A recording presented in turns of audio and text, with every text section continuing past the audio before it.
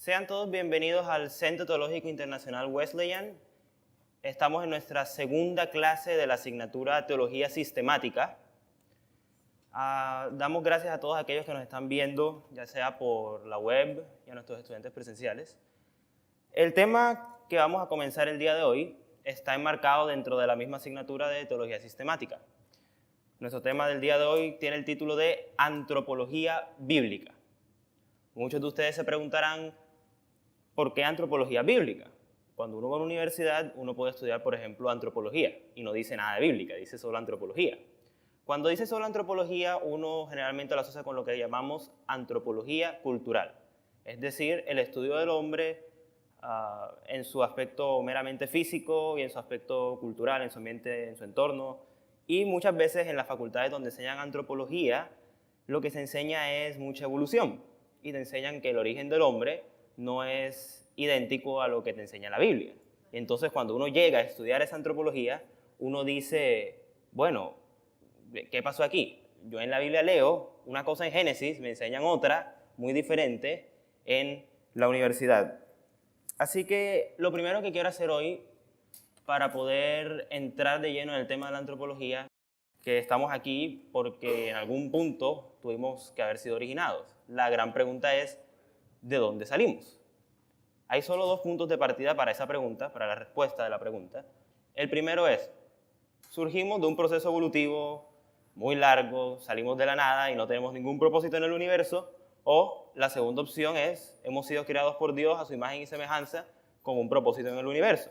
Hay solo dos posturas, la postura bíblica y la postura enteramente agnóstica o atea. La palabra agnóstico significa aquel que no afirma ni niega nada, sino que duda de todo. El ateo es el que niega de plano que Dios exista. Son dos palabras que, aunque parecidas, son diferentes. Así que vamos a comenzar buscando nuestras Biblias. Génesis, capítulo 2. Todos sabemos como cristianos que el libro de los orígenes es el Génesis. Si uno quiere saber los orígenes, uno va al libro del Génesis. Específicamente, como estamos hoy en antropología bíblica, vamos a comenzar por Génesis capítulo 2 para saber sobre la creación del ser humano. Y aunque hay teólogos que llamamos liberales, es decir, los teólogos que no creen que la Biblia sea la palabra inspirada de Dios, nosotros no somos teólogos liberales, nosotros creemos que la palabra de Dios es la palabra de Dios porque ella lo dice, no porque existe una prueba externa a ella, sino porque la misma Biblia lo dice. Aunque podamos ser acusados de lo que llamamos raciocinio circular o razonamiento circular, el razonamiento circular lo hacen todos los seres humanos. No es un caso específico del teólogo. Recuerden en nuestras clases de introducción a la teología, cuando el profesor que dio la clase dijo que para todo se necesita fe. Cuando tú comienzas a estudiar cualquier carrera, tú debes comenzar con una presuposición básica. Lo que vas a estudiar existe. Cuando tú vas a estudiar geología, tú obviamente crees que existe la Tierra. Cuando vas a estudiar psicología, debes creer que el ser humano tiene unos estados psicológicos y que tiene una forma específica de comportarse. Uno estudia el comportamiento de los seres humanos. Lo mismo sucede cuando vamos a estudiar teología. Cuando estudiamos teología, nosotros tenemos que tener unas presuposiciones. Primera presuposición, Dios existe. Si Dios no existe, no hay mucha razón para estudiar teología. Así que nuestra primera gran presuposición al estudiar la antropología bíblica debe ser la presuposición de que Dios existe y que el ser humano es producto de la creación de Dios. En el Génesis vemos claramente la historia de la creación a partir del capítulo 1. El día de hoy no vamos a tomar desde el capítulo 1 hasta el capítulo 3. No voy a tener el tiempo para hacer todo ese recorrido, sino que simplemente quiero analizar el relato directamente de la creación del hombre. En el caso del ser humano, se nos dice que Adán fue creado a imagen y semejanza de Dios. Fue creado a su imagen y semejanza. Existe un gran debate teológico sobre qué significa imagen y semejanza. Hay teólogos que dicen que imagen y semejanza, imagen se refiere a la parte intelectual, semejanza se refiere a la voluntad del hombre. Es decir, hay una parte del hombre que se parece más a Dios por cuanto es racional, hay otra parte que se parece más a Dios en cuanto que es voluntativa, es decir, lo que el ser humano piensa, lo que el ser humano hace. Ese debate ya se ha sobrepasado con el tiempo, pero todavía dentro de, por ejemplo, grupos católicos romanos hacen una distinción entre imagen y semejanza. La Biblia no utiliza imagen y semejanza como dos palabras que son totalmente diferentes. Imagen y semejanza es un modo de hablar de los judíos, en este caso en el Génesis, como Moisés lo escribió, que significa que tienen relación y son dos sinónimos, son palabras de ampliación. Imagen y semejanza no deben ser tomadas como dos cosas diferentes, que imagen signifique la parte espiritual y semejanza signifique la parte material. No. Lo que significa es que el ser humano tiene, como un todo, la imagen de Dios. Nosotros fuimos creados a la imagen de Dios. Cuando en la creación Dios crea a Adán, uno ve que Él lo pone en el huerto del Edén. Ok, está Adán, Dios lo crea del polvo de la tierra. Adán no surge por un proceso evolutivo. En ninguna parte de la Biblia existe esa afirmación. No existe la llamada teoría de la brecha, es decir, entre Génesis 1 y Génesis 2 no hay millones de años que dividen esos dos capítulos. Eso es una teoría que han introducido ciertos teólogos que creen en la evolución y quieren introducir las ideas evolucionistas en la Biblia. Eso es un proceso que conocemos como eisegesis, es decir, introducir una idea nuestra en el texto, cuando lo contrario debería ser cierto. Es decir, que cuando uno lee el texto es el que debe sacar las ideas para nosotros. Nosotros debemos sacar las ideas del texto y no querer imponer las nuestras sobre el texto. Es un error muy común que cometemos todos los teólogos todo el tiempo. Uno tiene que ser sincero en eso, porque al fin y al cabo los teólogos somos pecadores. Todos los seres humanos somos pecadores y justamente hoy vamos a hablar del pecado, cuando lleguemos a nuestra sección sobre el pecado. Porque el ser humano actualmente ya no vive como en el huerto del Edén. No somos iguales a Adán. El ser humano pecó en Adán y con Adán. Y vamos a ver eso, lo que llamamos la relación federal. Adán como cabeza federal de todo el tronco de la humanidad. Y entonces vamos a ver cómo Adán, por qué pecó, cómo fue el procedimiento del tentador para que pecara y cómo ese pecado de Adán se transmite a las futuras generaciones. Sin embargo, retomando lo que venía diciendo sobre el origen del ser humano, vemos que la Biblia, sin más ni más, nos dice, Dios creó al hombre, varón y hembra los creó. Está claro. Busquemos en nuestras Biblias Génesis capítulo 3. No sé si estoy bien. Génesis capítulo 2. En el caso de Adán, fíjense que la creación de Adán, cuando Moisés escribió el Génesis, la creación de Adán, aunque continúa con lo de los animales, obviamente es diferente a la de los animales. Adán no surge de los animales, Adán es claramente diferente de los animales. Por eso hablamos de la imagen de Dios en el hombre. Nos dice la Biblia que Dios creó a Adán a imagen y semejanza de él. Es decir, todos los animales Dios los creó, efectivamente. Dios creó las plantas, los animales, todo lo que existe. Pero ninguna de esas cosas materiales en el mundo físico están hechas a imagen y semejanza de Dios, solo el hombre. El hombre, incluso en su estado pecaminoso, incluso caído, sigue teniendo la imagen de Dios, muy corrompida. Ya casi no se ve la imagen de Dios en el hombre, pero aún así la tiene, en un grado mínimo, en un grado ínfimo, pero el ser humano no pierde la imagen de Dios en el hombre. El ser humano jamás no podrá deshumanizarse. La única forma de que un ser humano se deshumanice de forma absoluta es cuando uno quita de él la imagen de Dios, con la cual originalmente Dios creó al hombre. Ese proceso no podemos hacerlo. Nadie está tan deshumanizado que uno diga no le queda ni siquiera un reducto de la imagen original de Dios en el hombre. Y sin embargo vemos grandes cantidades de maldad y uno dice, bueno, pues no pareciera eso. Hay gente que es tan, pero tan degradada que uno no opina a veces que la imagen de Dios todavía está en el hombre. Sin embargo, la Biblia enseña lo contrario. Incluso el pecador tiene la imagen de Dios, en una medida muy mínima, pero todavía tiene la imagen de Dios. Ahora sí, vayamos a Génesis y se nos dice en el capítulo 2, a partir del versículo a partir del versículo 7. Entonces Jehová Dios formó al hombre del polvo de la tierra y sopló en su nariz, ¿qué sopló en su nariz? Aliento de vida, y fue el hombre un ser viviente. El hombre es creado por Dios cuando Dios sopla, y ahí el término en hebreo nos dice que el hombre fue, en algunas traducciones está como ser viviente, en hebreo es nefesh kayah, que traduce ser viviente. Tengo que hacer una aclaración de una vez en cuanto a la creación del hombre.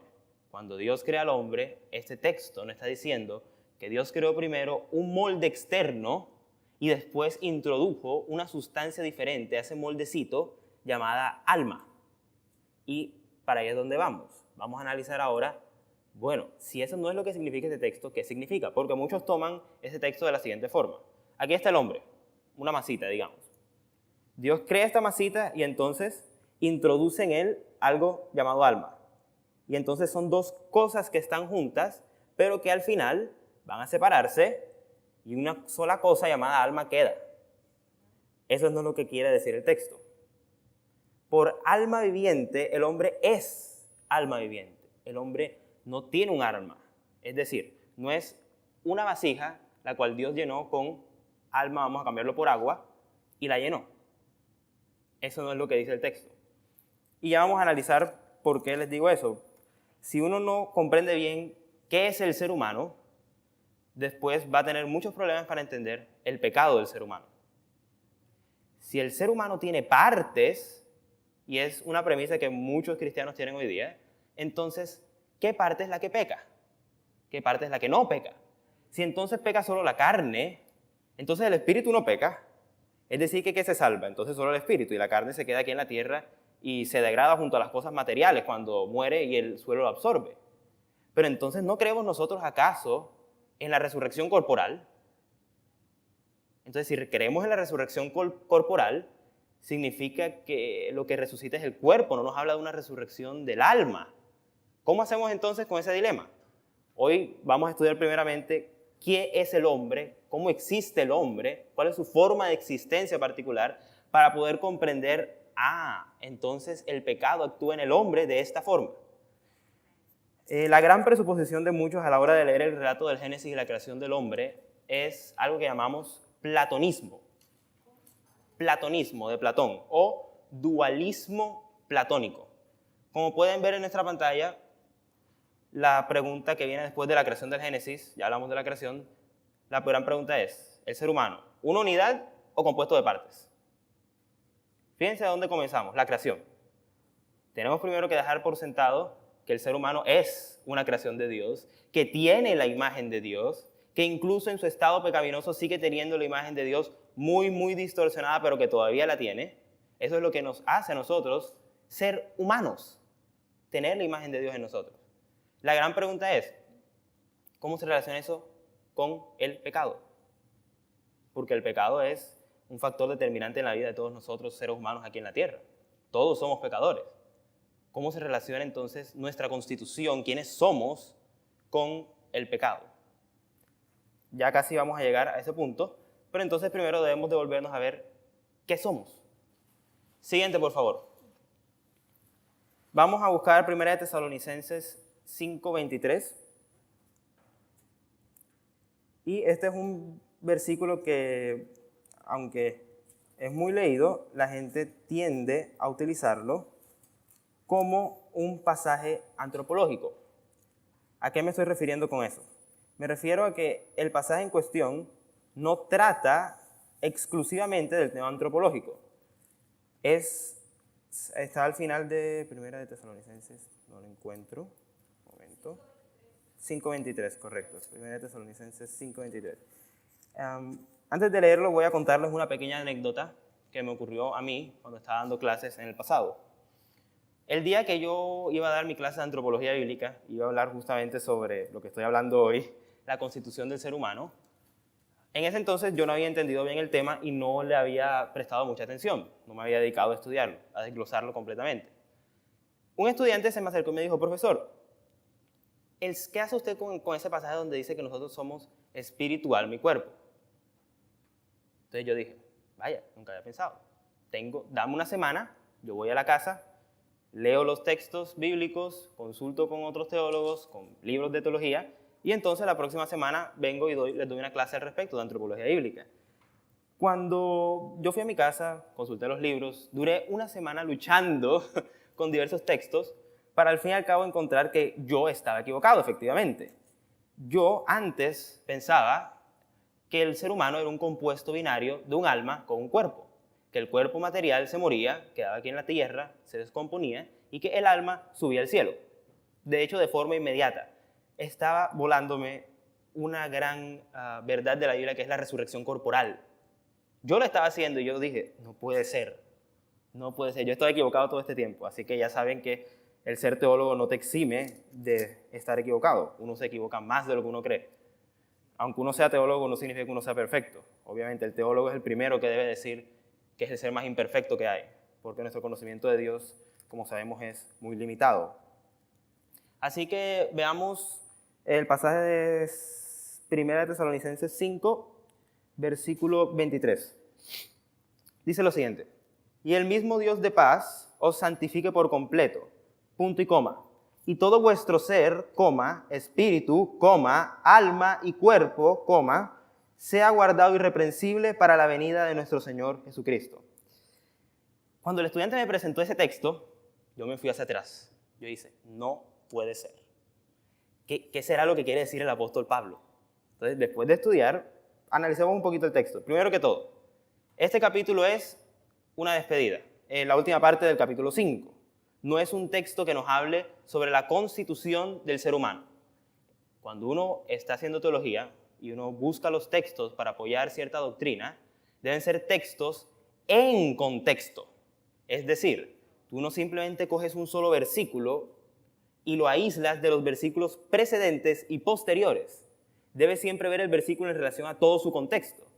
Cuando la primera vez que me presentaron el versículo, obviamente el versículo estaba fuera de contexto. Él me presentó el versículo 23 únicamente. Entonces, ¿qué fue lo que hice? Vamos a ver qué dice antes y lo que dice después. ¿Qué nos dice el capítulo 5 de Tesalonicenses? En la última parte, que es esta, nos habla de una salutación. Esto es una despedida. No está hablando de la naturaleza esencial del ser humano. No es un texto antropológico. Por eso comencé con el texto de Génesis. ¿Qué texto nos habla a nosotros de primera mano sobre qué es el ser humano? El texto de Génesis, porque Génesis nos habla sobre el origen del ser humano. El texto de Tesalonicenses no nos está hablando del origen del ser humano, pero nos dice algo referente al ser humano. Cuando el apóstol Pablo al final dice esto, el mismo Dios de paz os santifique por completo, se está refiriendo al ser humano, que te santifica a ti como un todo. Y todo vuestro ser, ¿el que está diciendo que va a ser santificado? El ser humano como por completo, todo vuestro ser. No está diciendo que todo vuestro ser, el cual tiene las partes espíritu, alma y cuerpo, no. Todo vuestro ser, espíritu, alma y cuerpo, y vamos a ver qué significan cada uno de esos términos antropológicos, porque el ser humano es una unidad y sin embargo encontramos muchas veces que el apóstol Pablo, sobre todo, utiliza esas palabras por separado. A veces lo encontramos utilizando espíritu, a veces cuerpo, a veces alma y a veces carne. Y el término más extendido del uso del apóstol Pablo es carne, que es un término muy, muy complejo en sus epístolas. Así que el texto ya sabemos que no nos habla del ser humano en cuanto a su constitución, es simplemente la parte final de la carta. Y habla sobre que Dios santifique todo su ser. El texto eso es lo que significa, todo el ser. Van a ver después que espíritu es el ser humano en relación con Dios. Alma es el ser humano en relación con el otro. Y cuerpo es el ser humano desde el punto de vista del yo íntimo. Ya vamos a ver esos tres términos por separado.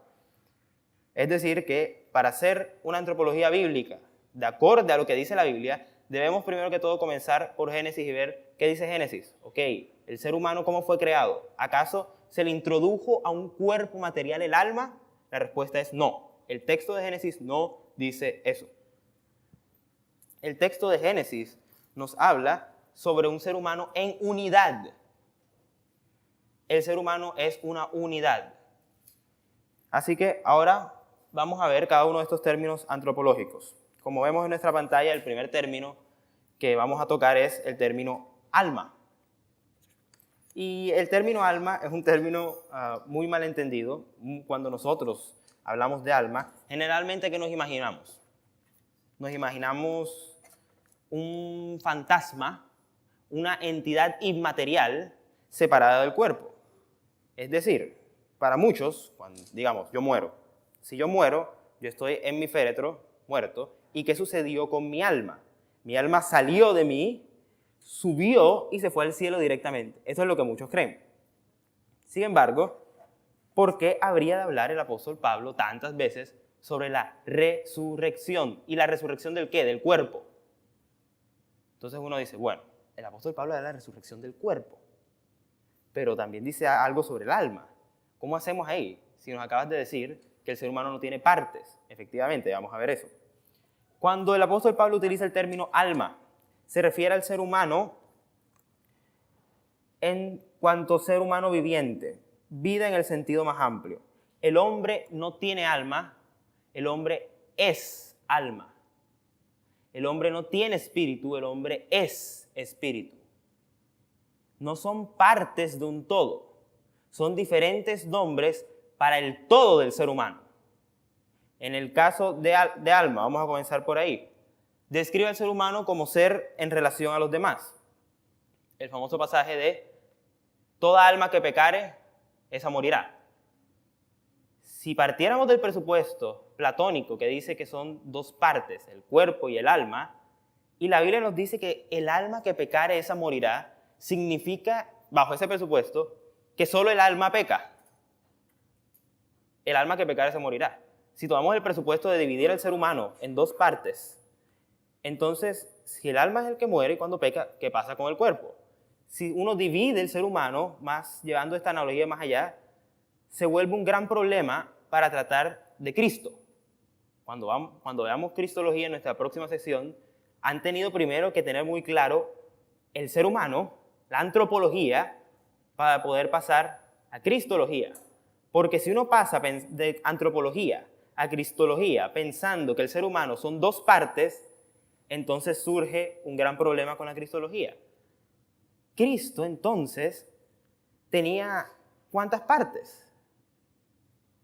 Cristo cuando se encarna entonces, bajo ese presupuesto, tenía un alma humana, un cuerpo humano y era divino.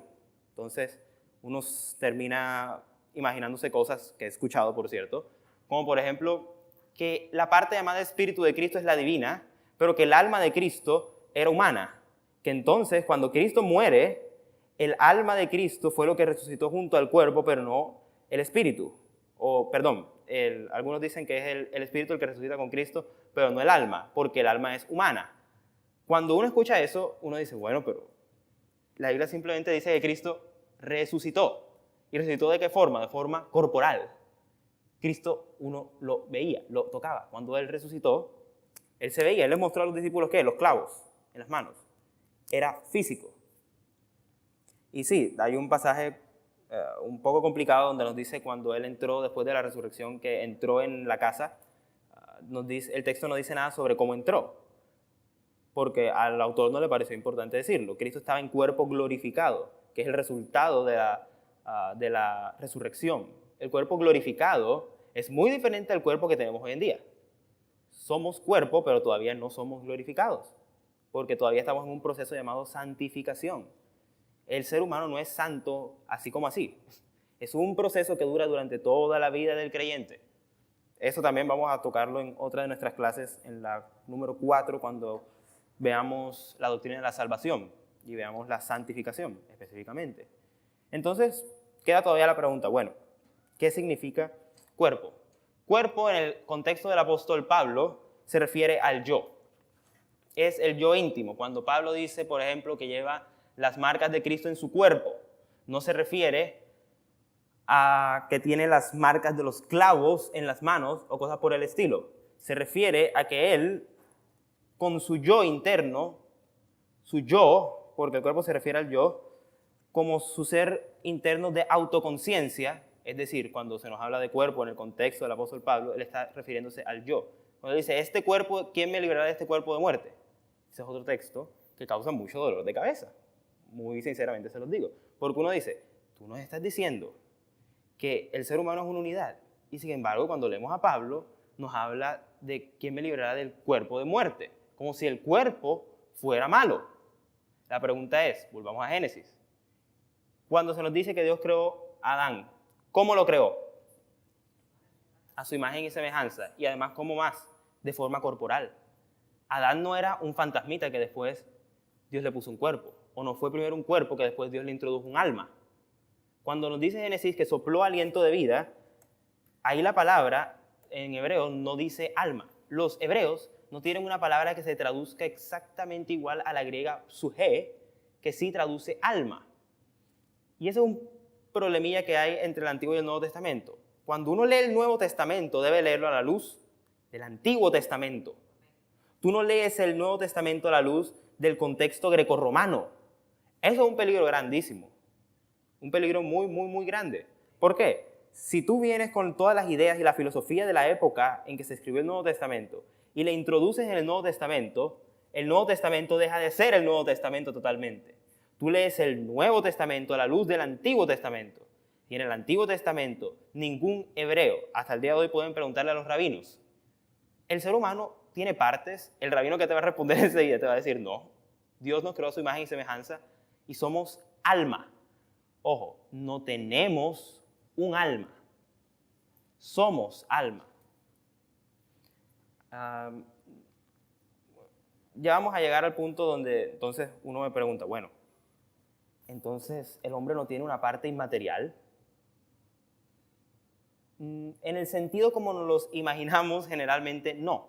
No tenemos una sustancia, es decir, una cosa diferente a nuestro cuerpo, una cosa flotante, más o menos, es lo que uno se imagina. Cuando te hablan de un alma, uno tiene la tendencia a imaginárselo como una especie de gelatina, es decir, una cosa hecha, un ser hecho de otro material diferente. Entonces uno suele imaginarse, digamos, que uno tiene un material aquí, que es el alma, y otro material, el cuerpo, y que cuando fusionan los dos, sale el hombre. Díganme eso dónde está en la palabra de Dios. No está en ninguna parte. Entonces, cuando utilizamos el término alma, describe al ser humano como ser en relación a los demás, como ser que piensa, como ser que actúa, como ser que trabaja. Es decir, cuando el apóstol Pablo dice, alma que pecare, esa alma morirá, se refiere al ser humano en cuanto ser que actúa. Efectivamente, el ser humano es un ser de acciones, no es un ser simplemente de pensamiento abstracto. El ser humano no es simplemente pensamiento y no es simplemente acciones, es pensamientos, acciones, emociones. Y sin embargo, los pensamientos, las acciones del hombre y las emociones del hombre no son tres cosas diferentes, apartadas del hecho de ser hombre. Lo mismo sucede con la antropología. Cuando Pablo utiliza los diversos títulos epistemológicos, corazón, alma, cuerpo, voluntad, no se refiere a varias cosas que cuando las unes te dan el hombre. No se refiere a eso, porque Pablo, recordemos, escribe con una mentalidad judía o romana, o greco-romana, con una mentalidad judía. Pablo es judío. Y cuando él escribe, él ve al ser humano como una unidad.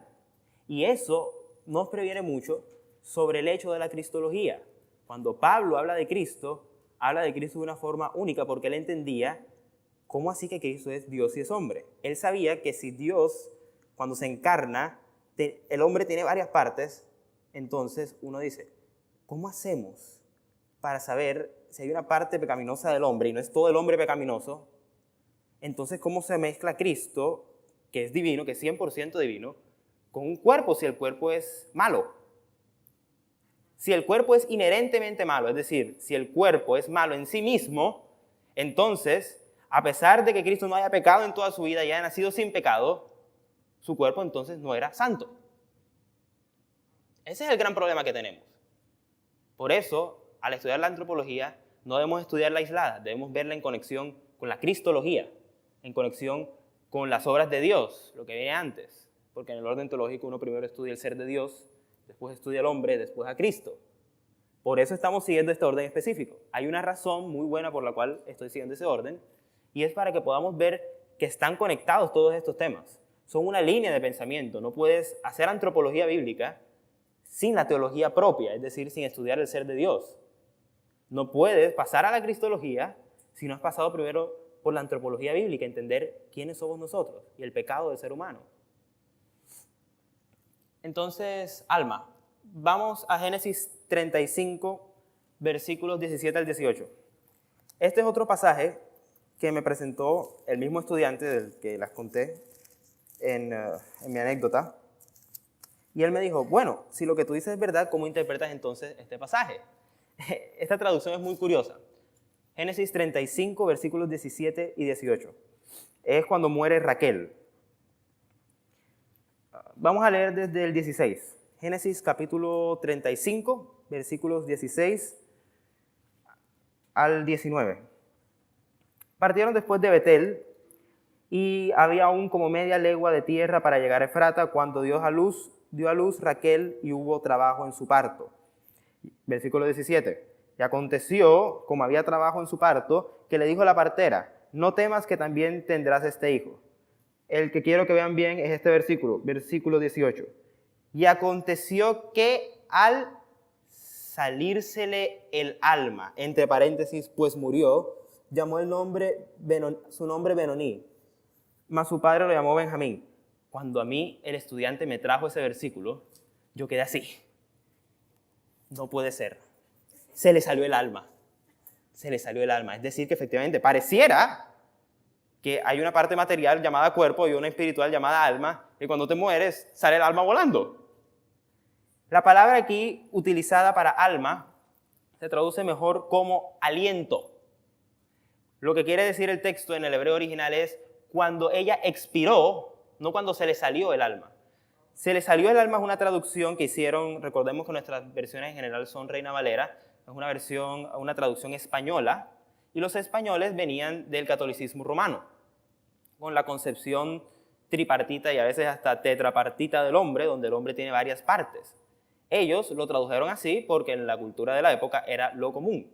No se habían hecho tantos estudios sobre el apóstol Pablo todavía, no había toda la información que tenemos hoy en día sobre los contextos en los que se escribió en la Biblia o las lenguas originales, porque para esto uno debe conocer las lenguas originales. Porque, por ejemplo, cuando uno busca la literatura clásica y encuentra las palabras soma, que traduce cuerpo, sarx, que traduce carne, neuma, que traduce espíritu, ¿por qué en la literatura clásica siempre aparecen como diversas partes del ser humano? Y cuando ves el uso en el apóstol Pablo del griego de esas mismas palabras, no significan lo mismo. Por los contextos. Para los filósofos grecorromanos que utilizaron esas palabras, el hombre tenía partes.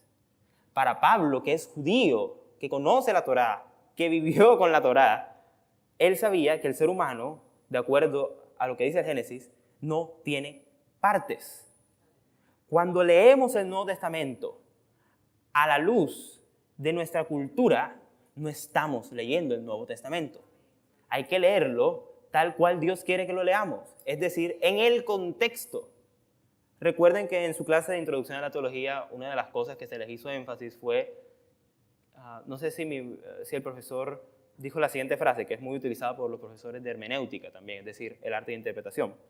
Un texto fuera de contexto no es más que un pretexto. Rima y todo. Un texto fuera de contexto no es más que un pretexto. Cuando tú quieres que un texto diga lo que sea, ¿qué es lo primero que tienes que hacer? Sacarlo de contexto para validar tu pretexto.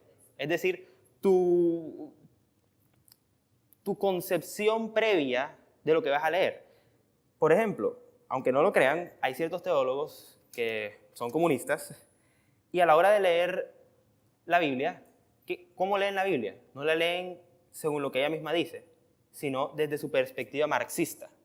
Entonces hacen teología de la liberación, es decir, una teología que nos dice que Cristo no era Dios, no era Dios y hijo de Dios, sino que era un líder revolucionario que quiso iniciar una gran revolución en el contexto palestino de la época y fue entonces el gran primer líder revolucionario y nos los presentan como una especie de Che Guevara, como un revolucionario con un rifle que quería acabar con todo el mundo y con el Imperio Romano.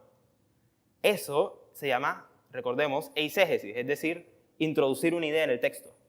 El texto nunca dice eso en ninguno de los evangelios. Cuando uno hace una sana exégesis, es decir, sacar del texto, nunca va a poder decir eso.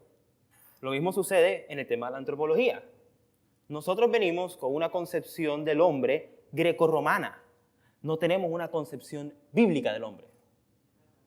Venimos con una concepción grecorromana pensando varias cosas. Pensando primero que el ser humano tiene partes. Que el ser humano entonces llega a ser ser humano cuando tú unes las partes, el cuerpo, el alma, el espíritu. Entonces los juntas y te dan el ser humano. Venimos también con la presuposición básica que vamos a ver qué nos dice la Biblia al respecto sobre la pecaminosidad del hombre. Muchos cristianos, gente que se llama cristiana, dicen, no, el pecado no existe, o no hay pecado, o los pecados simplemente son errores. ¿Qué creen que dice la Biblia sobre eso? La Biblia no llama a los pecados errores. Pecado es una palabra mucho más amplia, no son meramente errores, cosas que cometes por equivocación. Son actos que haces a propósito. Involucra no solo actos, sino también pensamientos, sentimientos, involucra emociones, involucra todo en la vida del ser humano. Y vamos a ver eso más tarde cuando entremos a la sección de pecado. Entonces, leemos el texto y ya sabemos que cuando aquí nos dice, se le salió el alma, una mejor traducción sería, expiró o simplemente botó el último aliento. ¿Cómo hacían en la antigüedad para saber si una persona moría? Cuando expiraba, le ponían un vidrio y expulsaba el último aliento. ¿Y qué sucedía con el vidrio? Se empañaba. Entonces, por eso hablamos de, ese fue su último aliento, como con relación a decir, murió. Es decir, que este texto lo que nos está diciendo es que Raquel murió. No significa que se le salió una sustancia diferente a su cuerpo llamada alma. Por eso es tan importante conocer los idiomas originales de la Biblia. Los grandes teólogos que ha tenido la Iglesia a través de todo el tiempo que ha existido, hace 2000 años, siempre han sido muy buenos en idiomas bíblicos, porque quieren realmente saber qué dice la Biblia. La gran pregunta del teólogo no es qué creo yo, sino qué dice la Biblia.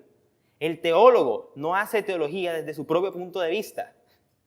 El teólogo debe hacer teología desde la Biblia. Si no hace teología desde la Biblia, va a utilizar cualquier pretexto para introducirlo falsamente en el texto y sacar al texto fuera de contexto. Vemos entonces como alma, como dice en nuestra pantalla, el hombre es alma viviente. No tiene un alma como sustancia separada e independiente. Esa idea del alma como algo separado e independiente, ya vimos que no es una idea bíblica. Entonces me preguntarán, ¿de dónde surgió? Hay un señor en el siglo IV a.C. llamado Platón, un filósofo griego. En el diálogo El Fedón, que tiene por subtítulo Tratado del Alma, del Fedón o del Alma, se llama en nuestras traducciones al español, Platón habla de la inmortalidad del alma. Un diálogo que yo leí ya hace más o menos tiempo, pero todavía lo recuerdo, porque lo leí justamente cuando estaba estudiando el tema de la antropología todavía, y cuando todavía yo creía que el ser humano tiene un alma y un cuerpo como dos cosas separadas. Y cuando uno moría, el cuerpo se podría aquí en la tierra y surgía el alma. En ese momento que yo leí ese diálogo de Platón, yo creía eso. Y yo dije, bueno, Platón parece tener muchas coincidencias con la Biblia. Vean lo que estaba haciendo, es un error gravísimo. Pensar que yo puedo encontrar algo en la filosofía, sí, hay cosas en la filosofía que se parecen, pero aún así uno siempre debe buscar la fuente primaria, no una fuente secundaria. Las fuentes secundarias son útiles para apoyar, para refutar en la labor apologética, pero nunca son útiles para fundamentar. Cuando tú fundamentas algo en teología, tú debes ir primero al texto bíblico y después buscar otras evidencias externas. Pero uno nunca puede comenzar por las evidencias externas y dejar de último el texto bíblico. Recuerden que en nuestra primera sesión sobre la Trinidad hablamos sobre la Trinidad desde el punto de vista bíblico primeramente, antes de explicar las relaciones al interior de la Trinidad. Ese es el orden que siempre deberíamos llevar. A ver, ¿cuáles son los datos de la Biblia? Recuerden que la teología es una ciencia. Uno busca los datos. ¿Cuáles son los datos para nosotros? La Biblia. Tú buscas los datos y después los armonizas. Al leer entonces la Biblia en su contexto original, en su contexto judío, y analizar las palabras que se utilizaron en el Antiguo Testamento, vemos que el ser humano no tiene partes, es una unidad. Ahora, teniendo eso en cuenta, avancemos a otro término, aparte de alma, que es el segundo que vamos a estudiar hoy. Espíritu. Siguiente, por favor. Ya dejamos claro que el alma, entonces, no es una sustancia aparte del cuerpo. El ser humano es alma. Somos almas vivientes. No tenemos almas. Somos alma. Describe, en el caso del espíritu, describe al hombre como dotado de autoconciencia. Como ser que quiere, como ser que sabe. Es equivalente al yo. Quiero entonces aquí ir a los textos del apóstol Pablo. Busquen conmigo 1 Corintios 6, 17. En 1 Corintios es un libro muy interesante. 1 y 2 Corintios son bien interesantes. Pero en 1 Corintios aquí vemos cómo utiliza el apóstol Pablo el término espíritu. En griego la palabra espíritu es neuma. Muchos de nosotros de pronto hemos escuchado el término, es un término griego. Y una vez más, utilizamos originalmente la palabra, cuando vemos en el Nuevo Testamento la palabra alma. ¿Cuál es la palabra en griego? Suje. En el contexto original de la palabra, como lo utilizaban los griegos, antes de que lo utilizara Pablo en el Nuevo Testamento, para los griegos, suje era el equivalente a alma, como se les expliqué que opinaba Platón lo que era el alma. Si tú le decías a un griego de la época, no, yo soy alma, el pensiero estaba hablando con un filósofo, por ejemplo. Tú le decías, no, filósofo, yo soy alma viviente. Él te iba a mirar como, no, tú tienes un alma. Tú no eres alma, tú tienes un alma. Fíjense que lo mismo que sucedía en la antigüedad sucede hoy día. Si uno a muchos cristianos les dice, yo soy alma viviente, yo no tengo un alma, sino que soy alma, nos van a mirar como, bueno, ¿y de dónde sacas eso tú? Suena como raro. Pero vamos a ver cuáles son los diversos usos de los términos que utiliza el apóstol Pablo. Recordemos siempre que las palabras, aunque están en griego en el Nuevo Testamento, deben ser leídas en el contexto judeo-cristiano, no en el contexto filosófico griego. Cuando vemos entonces en 1 Corintios 6, 17, 6, 17 o 6, 18. Un momento, en la diapositiva tengo 6, 18. 6, 17. Hablando de glorificad a Dios en vuestro cuerpo, dice el apóstol Pablo. Pero el que se une al Señor, un espíritu es con Él. Un espíritu es con Él. Cuando el apóstol Pablo utiliza el término espíritu, se refiere al ser humano en cuanto a su relación con Dios. Cuando dice un espíritu es con Él, no se imaginen que es que sale algo del ser humano diferente a su corporeidad y entonces ese algo es el que se une en Dios en una relación mística. Ahora, hay un pasaje de Pablo que imagino que todos están pensando en este momento en ese pasaje. Entonces, cuando Pablo habla que cuando él tuvo una experiencia mística con Dios, él dice que si dentro del cuerpo o fuera del cuerpo, no lo sé. ¿A qué se refería entonces ahí? Muchos interpretan esos pasajes como el cuerpo se quedó aquí en la tierra, en el ámbito material y físico, y entonces salió el alma o el espíritu, la parte inmaterial, cualquiera que sea, como quiera que se llame, y esa fue la que se unió con Dios. No. Él se está refiriendo ahí, cuando dice por fuera del cuerpo, o si dentro del cuerpo o fuera del cuerpo, no lo sé. Cuerpo, en el caso del apóstol Pablo, se traduce más bien como yo. El cuerpo es el yo, es decir, tú como un todo. Lo que él se refiere es a que la experiencia mística que él tuvo con Dios la vivió totalmente su ser. No se refiere a que una parte que experimentó a Dios y otra parte que no experimentó a Dios. Eso sería preocupante. Si él era apóstol y tan solo una parte de él experimentó a Dios, ¿qué se deja para el resto de cristianos? La experiencia con Dios debe ser vista siempre como una experiencia total, una experiencia holística. Esa palabra viene del griego holos, que significa totalidad o todo. Entonces, 1 Corintios 6, 18 y busquemos 2 Corintios 2, 13. Hay otros pasajes que voy a utilizar que no los copié ahí en nuestra diapositiva, pero que van a mostrarnos varias cosas que quiero mostrarles ahí sin ninguna prisa. Busquemos Primera de Corintios, sigamos en Primera de Corintios, capítulo 14. ¿Recuerdan cómo se llama el capítulo que viene después del 14? El capítulo 15, ¿sobre qué habla? La resurrección del cuerpo. Ese capítulo, Primera de Corintios, capítulo 14. Después, cuando lleguemos al subtema del cuerpo, vamos a ver en gran cantidad qué dice Primera de Corintios 15, que habla justamente sobre la resurrección del cuerpo. Es un tema muy, muy emocionante. Vamos a ver entonces Primera de Corintios, capítulo 14, versículo 14 primero. ¿Qué dice? Porque si yo oro en lengua desconocida, mi espíritu ora. Es decir, que está diciendo Pablo, ¿acaso que solo una parte de él ora? ¿Tú oras acaso solo con una parte? No, tú oras como un todo. Cuando utiliza el término espíritu se refiere al ser humano en cuanto a ser espiritual. Tu existencia en este mundo corporal sigue siendo una existencia espiritual. Tú no puedes separar a los seres humanos como si tuviera dos existencias totalmente independientes. Una espiritual en la cual está siempre santo junto a Dios y una corporal donde siempre está inmundo. No, tú vives ahora aquí en esta tierra y a Dios debes glorificarlo en esta tierra. ¿Cuál es el problema de dividir al ser humano otra vez? Que no solo tienes problemas después con la cristología, sino que además tiene grandes impedimentos para nuestra santidad en nuestra vida práctica, en el aquí y en el ahora, que Dios demanda de nosotros. ¿Dios qué dice? Sed santos como yo soy santo.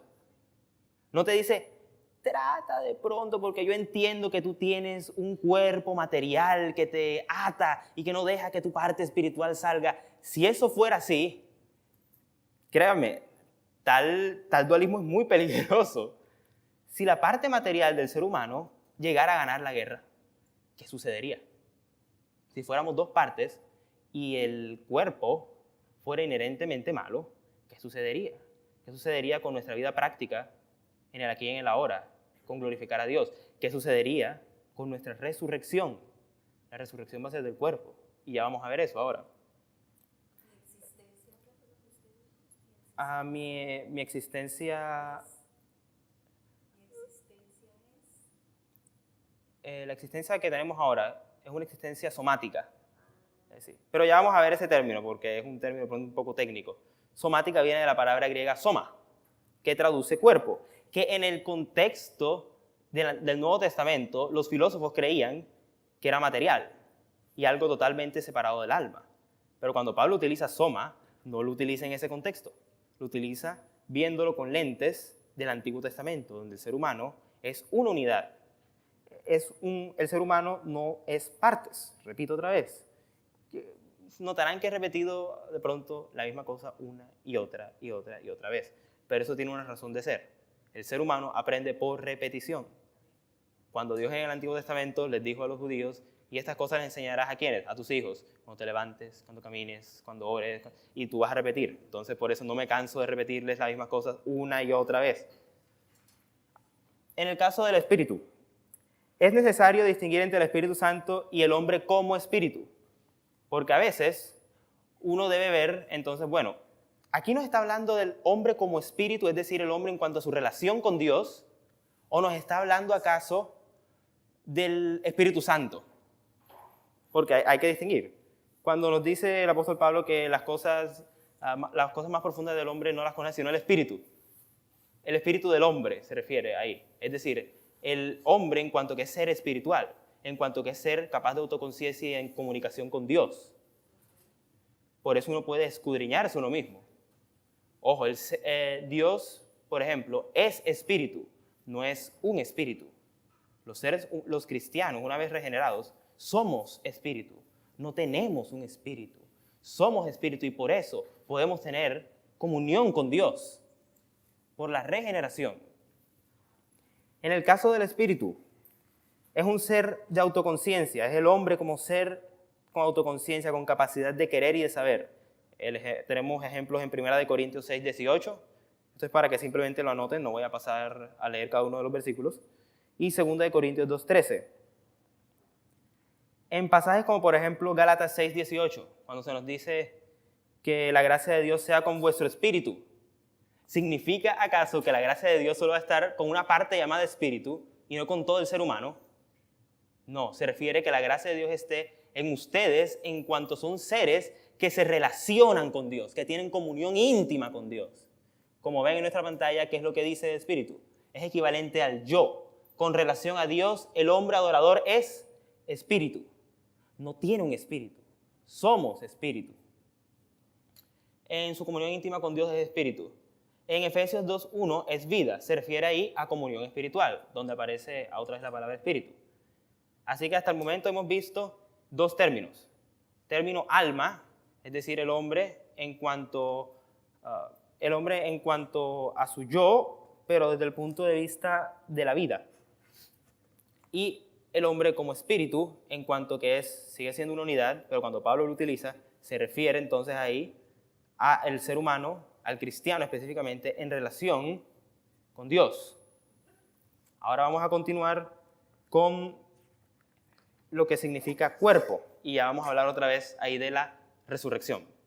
Continuando con nuestro tema de hoy sobre la antropología bíblica, ya hemos visto dos conceptos. El concepto de alma, cuando la Biblia utiliza alma para describir al ser humano como un todo, cuando utiliza cuerpo para describir otra vez al ser humano como un todo, como el yo. Y vimos también algo sobre la resurrección. Fíjense que el apóstol Pablo utiliza generalmente soma, que es la palabra que se traduce al español como cuerpo, para hablar de la resurrección. Y vamos hoy a analizar un poquito lo que dice 1 Corintios capítulo 15, que en nuestras Biblias generalmente tiene, ¿qué título? La resurrección del cuerpo. El cuerpo entonces se refiere al yo, el ser humano como ser de autoconciencia. Se refiere a una existencia somática, es decir, una existencia normal y adecuada en el ser humano.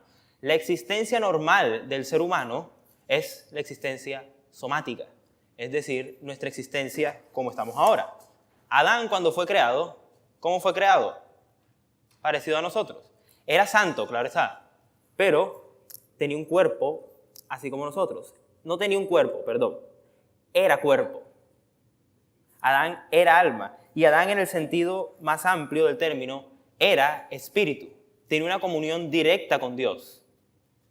No tenía la clase de comunicación que tenemos nosotros con Dios, que es un poco difícil porque estamos sujetos al pecado. En 1 Corintios capítulo 15, versículos 42 al 46. Vayamos a nuestras Biblias en 1 Corintios 15, 42 al 46. Dice lo siguiente, hablando sobre la resurrección. Versículo 42. Así también es la resurrección de los muertos. Se siembra en corrupción, resucitará en incorrupción. Se siembra en deshonra, resucitará en gloria. Se siembra en debilidad, resucitará en poder. Se siembra cuerpo animal, resucitará cuerpo espiritual. Ese término que está ahí en el apóstol Pablo, cuerpo animal, resucitará en cuerpo espiritual. Cuerpo animal en griego es somatikos, no recuerdo ahora muy bien cómo es el término griego, pero cuerpo espiritual y cuerpo material. Hay teólogos que utilizan una distinción en este pasaje y sacan de este solo pasaje que entonces el apóstol Pablo se está refiriendo a dos cosas totalmente diferentes y que no quiere decir nada sobre la resurrección. La pregunta es, ¿qué está diciendo Pablo? Pablo está diciendo que nosotros tenemos este cuerpo aquí ahora, que cuando muramos y después cuando resucitemos, vamos a seguir teniendo el mismo cuerpo. Lo que está diciendo es el mismo cuerpo, pero en dos etapas diferentes de la historia. Ahora nuestro cuerpo está sujeto a muerte, efectivamente. El ser humano tiene que morir por el pecado. El ser humano muere. Cuando resucita, ¿cómo resucita? En cuerpo, también. Nuestra resurrección va a ser una resurrección somática. Hay muchos que creen actualmente que la resurrección no va a ser así somática. No han leído, por lo visto, el pasaje que les leí. Piensan que cuando uno va a resucitar va a salir una especie de Gasparín, un fantasmita, que se va a presentar delante de Dios. La Biblia no habla nada de eso. Cuando en Apocalipsis uno lee que habla de los quiénes, de los santos. ¿Y los santos en qué forma estaba imaginándolo Juan ahí? como Pablo los imaginaba. Juan también tiene el mismo contexto. Como seres dotados de autoconciencia de forma corporal.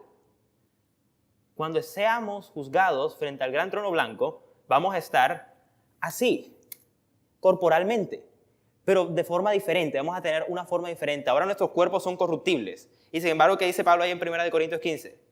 Vamos a cegar que incorrupción. Vamos a tener los mismos cuerpos de forma incorruptible. Cuando Adán fue creado, Adán era cuerpo incorruptible. Después del pecado, el cuerpo de Adán como cuerpo, era cuerpo corruptible. Una distinción importante. Cuando nosotros muramos, obviamente nos vamos a podrir totalmente. Y bueno, en la historia de la iglesia hay una anécdota de un padre de la iglesia al cual en los tiempos de Roma lo llevaron ante un oficial y el oficial le preguntó, bueno, ¿y qué sucedería si yo te doy a los leones y los leones te comen? ¿Cómo harías tú con tu resurrección? Esa es una buena pregunta. O por ejemplo en el caso del canibalismo, digamos, yo soy un misionero, voy a una tribu indígena que es caníbal y los caníbales me comen y destruyen mi cuerpo, destruyen mi yo como un todo. ¿Cómo haces entonces con la resurrección? Hay algo muy curioso. En la Biblia en ninguna parte Dios nos habla a través de la Escritura sobre el cómo va a ser el cuerpo glorificado. Nos dice que va a haber un cuerpo glorificado. No nos dice cómo va a ser ese cuerpo glorificado. Es una existencia que todavía estamos esperando. Vamos a pasar de esta existencia corruptible y cuando seamos resucitados, vamos a ser resucitados ¿en qué? Una existencia incorruptible, de forma somática también. Lo que no sabemos es cómo es el cuerpo glorificado, el cuerpo resucitado. Los únicos que pudieron ver un cuerpo resucitado aquí fue el del Señor Jesucristo, los apóstoles y a las personas que se le apareció. Ellos sí vieron como era un cuerpo resucitado.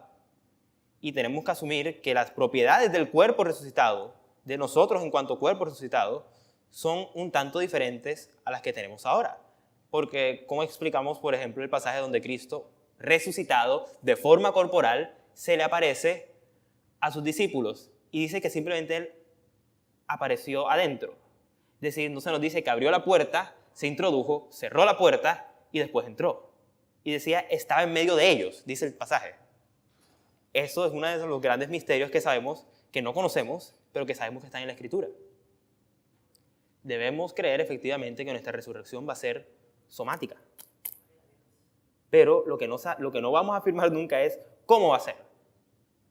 Es de esas cosas que el teólogo debe tener claridad. Hasta aquí me dice la Biblia. Yo solo puedo llegar hasta aquí. Más de aquí no puedo ver, no puedo saber. Todo sería pura especulación. Y el teólogo no existe para especular. Tú vas hasta ahí y tú dices, bueno, efectivamente, el apóstol Pablo nos habla de la resurrección del cuerpo. Cristo cuando resucita, también como resucita.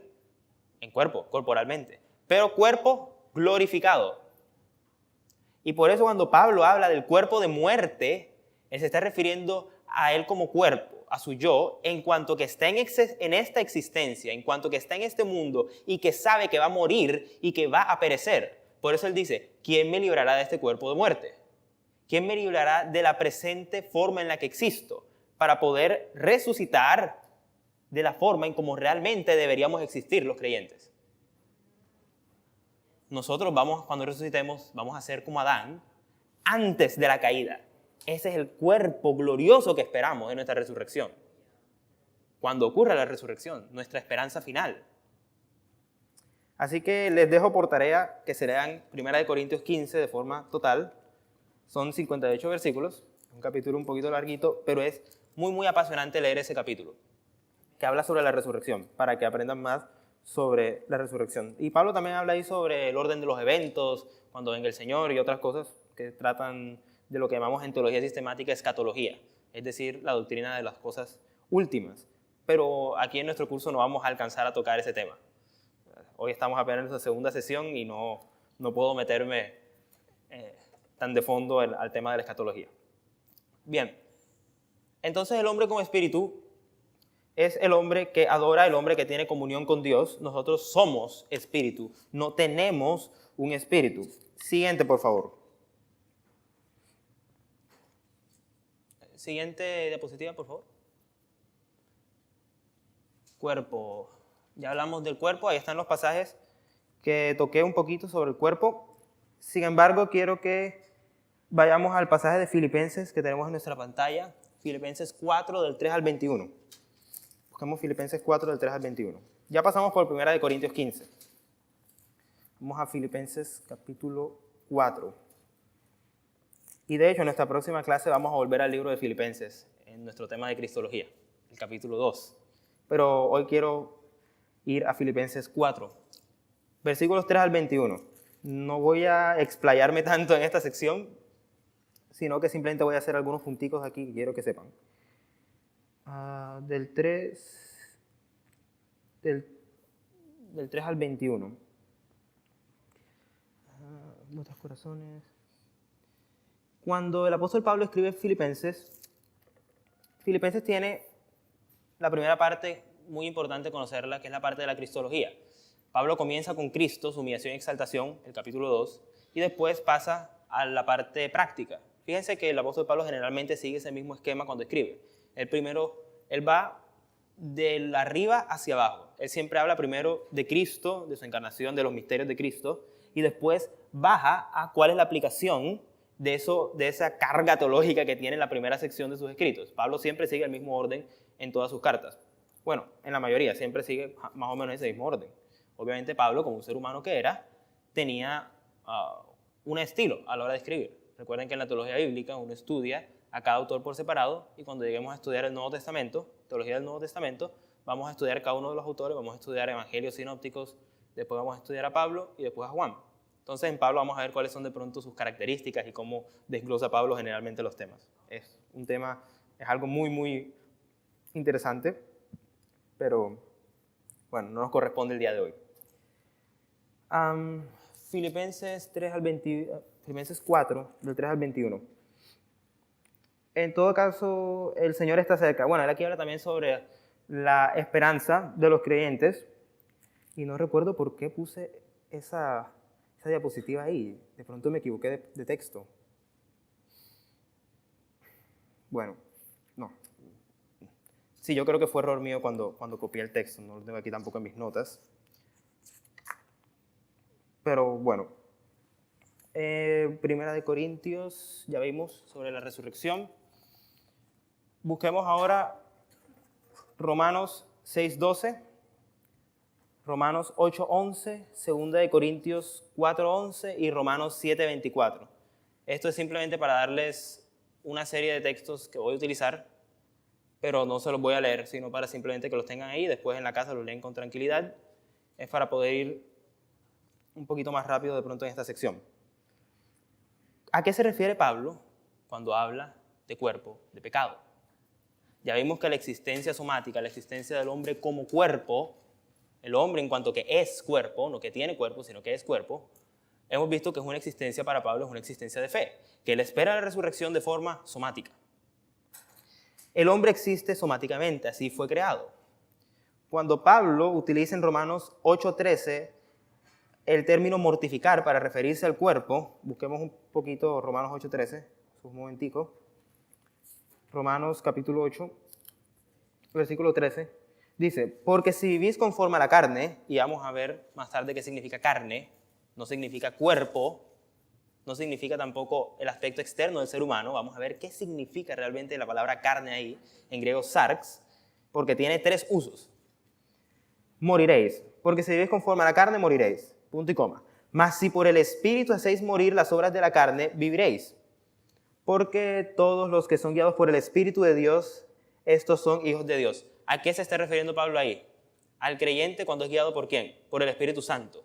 No se refiere a que tenga una sustancia separada que se llame espíritu, que sea independiente del cuerpo y que sea esa sustancia la que hace el bien.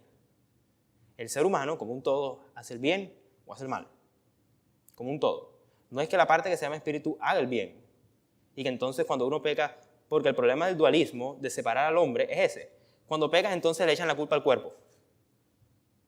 Y cuando hace la voluntad de Dios, dice que es el espíritu.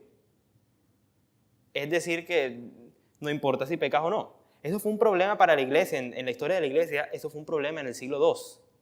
Muchos cristianos, dándole a la interpretación de Pablo el toque greco-romano, que no está en ninguna parte de los escritos de Pablo, dijeron, Ahí Pablo obviamente dice que vivir en el Espíritu es bueno y por lo tanto entonces nosotros vivimos espiritualmente la relación con Dios. Pero con nuestra carne podemos fornicar y podemos hacer todo lo que nos dé la gana y aún así tener una vida cristiana adecuada. Error. La vida de fe se vive aquí. La vida de fe se vive en el cuerpo. Se vive somáticamente. Por eso, ¿cuál es la mayor esperanza del cristiano? Otra vez, la resurrección. Y si nuestra mayor esperanza es la resurrección, ¿qué debemos cuidar? Y también se nos dice que el templo del Espíritu Santo, ¿qué es? El cuerpo.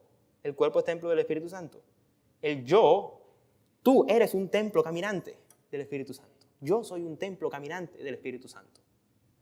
El hombre en su existencia debe aprender que si comienza a dividirse en partes, no va a poder vivir una vida coherente. No va a poder vivir una vida coherente, ya sea el cristiano, ya sea el no cristiano.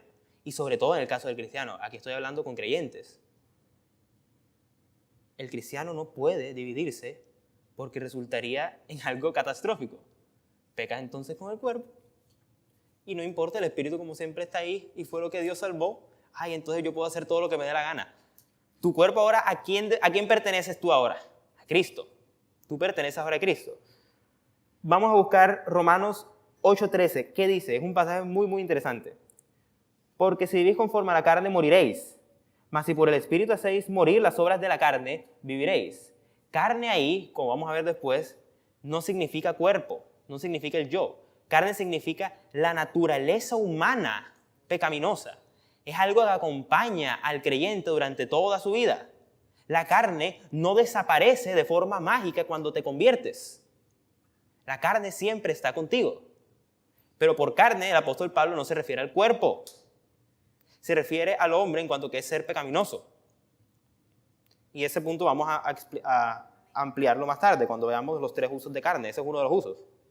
Entonces ya ven que cuando Pablo dice ¿quién me librará de este cuerpo de muerte? Se refiere a cuerpo en cuanto que el yo va a morir, en cuanto está contaminado por pecado. Pero ese cuerpo mismo, una vez muerto, Dios lo va a levantar, nos va a levantar en cuanto que cuerpo. El sometimiento del cuerpo.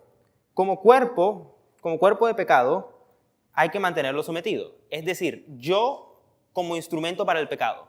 Fíjense, uno como peca, de muchas formas, no necesariamente cometiendo actos, pensamientos, emociones. La voluntad humana está totalmente corrupta. La voluntad también es un instrumento para hacer el mal. Y no estoy hablando de partes. Nuestra voluntad no es una parte nuestra, es una facultad. Es diferente, la voluntad es una facultad. Digamos, voy a hablar de la mente después, pero no voy a tocar el tema de la voluntad. También aparece el tema del sometimiento del cuerpo en 1 Corintios 9:27. Es un tema recurrente cuando el apóstol Pablo dice que él golpea su cuerpo. Muchos cristianos cuando leen ese pasaje se imaginan que el apóstol Pablo entonces que se infringía daño corporal, se cortaba o se pegaba. No creo que el apóstol Pablo no se refería a eso en ese pasaje. Se refiere, yo tengo que controlarme a mí mismo. Recuerden, soma es el ser humano como ser de autoconciencia. Él dice, yo en cuanto que soy un ser racional, que Dios me creó a su imagen y semejanza, que sé que existo, que sé que tengo relación con Dios, debo someterme. Eso también se da porque ya había sido regenerado el apóstol Pablo. No significa que el sometimiento del cuerpo sea que tú vas entonces a andar como los monjes medievales con un látigo en tu cuarto y vas a andar flagelándote. Eso no significa eso. Tú eres en cuanto cuerpo instrumento de pecado cuando te dejas controlar por el pecado, sí. Pero ese mismo cuerpo es el que Dios está santificando en este proceso largo de la santificación que dura toda tu vida. Eso significa el sometimiento del cuerpo. Ese sometimiento del cuerpo, es decir, mantener al yo controlado, uno ve que va a llegar un punto donde ese autocontrol va a ser total, cuando resucitemos. Nuestra voluntad va a ser cambiada totalmente en el momento de la resurrección. Y por lo tanto, nuestro cuerpo, una vez también santificado, una vez resucitado, nosotros en cuanto que somos cuerpo, vamos a poder dominarnos. No vamos a tener más el pecado. Y ya no vamos a decir quién nos librará de nuestro yo, nuestro cuerpo, nosotros como un todo, de muerte. Vamos a ser liberados de la muerte totalmente, una vez después de la resurrección. Por eso, para entender bien el concepto de cuerpo y de resurrección, deben estudiarlos paralelamente. No podemos separar las partes del ser humano, no podemos separar la teología de la antropología, no podemos separar la Biblia como si la Biblia hablara de un temita aquí, entonces ponemos un separador y después vamos a buscar el otro temita. No, vean en contexto que dice toda la Biblia sobre un determinado tema. Si uno quiere saber sobre la santificación, no va a leer solamente un pasaje de la santificación. Tú lees varios para tener un concepto más adecuado. Y esa es al fin y al cabo la tarea del teólogo, el estudiar la Biblia como un todo, sobre todo el teólogo sistemático. El sometimiento del cuerpo, al cuerpo hay que mantenerlo sometido. El ser humano externo, como cuerpo, se desgasta y sucumbe ante la muerte, lo que acabo de explicar. La distinción entre hombre exterior y hombre interior se refiere a dos aspectos del mismo ser humano. A veces se encuentran que el apóstol Pablo habla del hombre interior y a veces habla del cuerpo como algo exterior. No se refiere a dos partes, sino a dos aspectos de una sola cosa. Es una moneda con dos caras. Ese es el caso para hablar del yo interno y el yo externo. Para el apóstol Pablo no son dos cosas separadas. Son dos cosas, es lo mismo desde dos puntos de vista diferentes. Lo mismo que hablamos cuando hablamos del alma. Alma, cuerpo, espíritu. No son dos cosas, no son dos o tres o cuatro o cinco cosas separadas. Es lo mismo desde un punto de vista total. Pasemos a nuestra siguiente diapositiva. Vamos a hablar ahora del término corazón. En griego el término corazón es cardia. Y en su significado primario, cardia es el órgano del corazón, físicamente hablando, anatómicamente hablando. Para los griegos, originalmente, cardia es el órgano que bombea la sangre.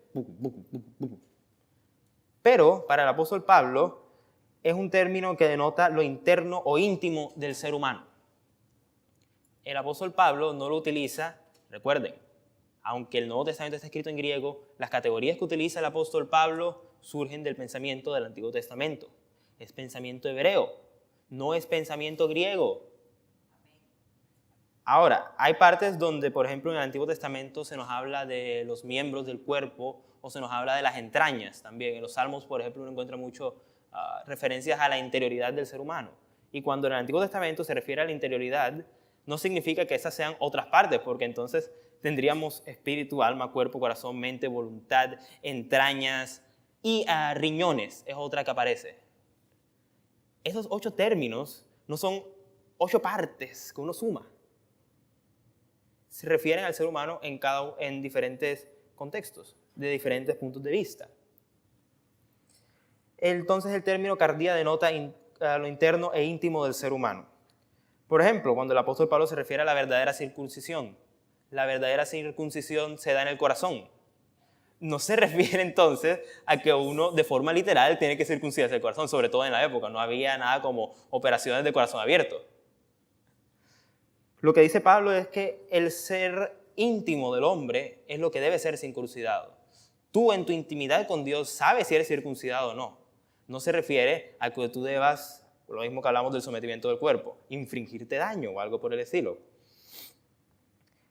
Entonces voy a utilizar cardia, voy a explicar 4 usos de cardia. Ahí están los 2 primeros. Como actividad intelectual del ser humano.